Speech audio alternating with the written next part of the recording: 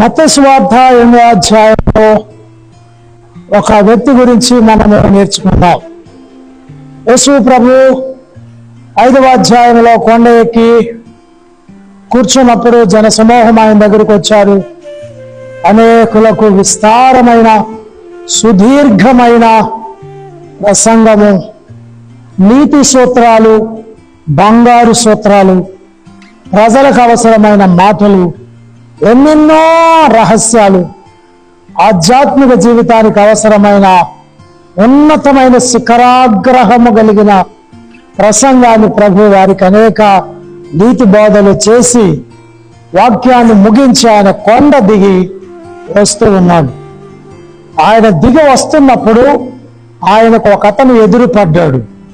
అతడు కుష్ఠరోగి, వ్యాధితో బాధపడుతున్నవాడు.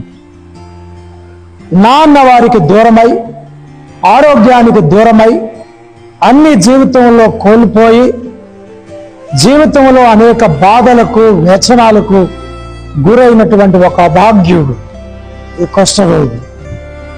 ఆ రోజుల్లో కుష్ఠరోగం వస్తే ఊరు బయట పెట్టేవారు, సమాజానికి దూరంగా ఉంచేవారు, దానికి మందే లేని వ్యాధిగా పరిగణించారు. అలాంటి ఒక అభాగ్యమైన జీవితాన్ని జీవిస్తున్న ఇతను యేసుక్రీస్తు ప్రసంగానికి ఆకర్షితుడయ్యాడు ఏంటో మనకు తెలియదు, కానీ ఎదురుగా వచ్చి ఆయనకు ఒక ప్రార్థన చేశాడు. ఏమని ప్రార్థన చేశాడని, ప్రభువా నీకు ఇష్టమైతే నన్ను శుద్ధునిగా చేయగలవన్నాడు. చిన్న ప్రార్థన, తన మనసులో ఉన్న కోరికను ప్రభు ముందు చెప్పుకున్నాడు. ఆయనకు మ్రొక్కాడు, ఆయనను సేవించాడు, తన హృదయంలో ఉన్న వాంఛను ప్రభువుకి చెప్పుకున్నాడు.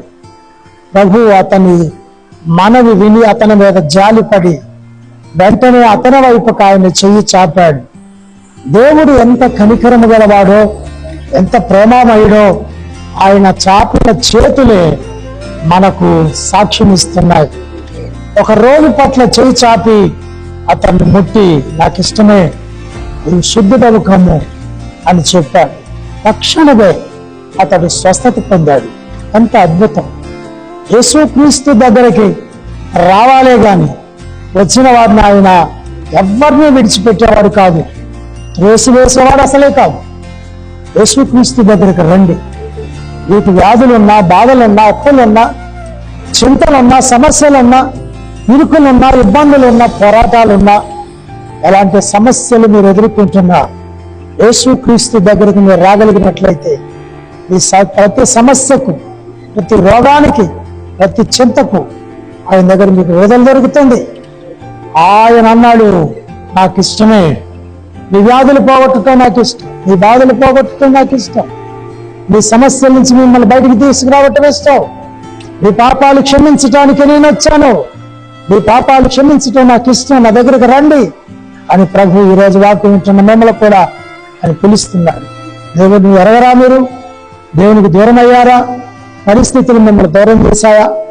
రండి. యేసుక్రీస్తు మిమ్మల్ని ఇష్టపడుతున్నాడు, మిమ్మల్ని ప్రేమిస్తున్నాడు, మీరు కావాలని ఆయన ఇష్టపడుతున్నాడు. ఆయన దగ్గరికి వస్తే మీ ప్రతి సమస్యకు విడుదల కలుగుతుంది, విముక్తి కలుగుతుంది, సంతోష సమాధానాలు మీకు అనుగ్రహిస్తాడు. అట్టి కృప దేవుడి వాక్యం వింటున్న మీ అందరికీ దయచేయను గాక. ఆమేన్.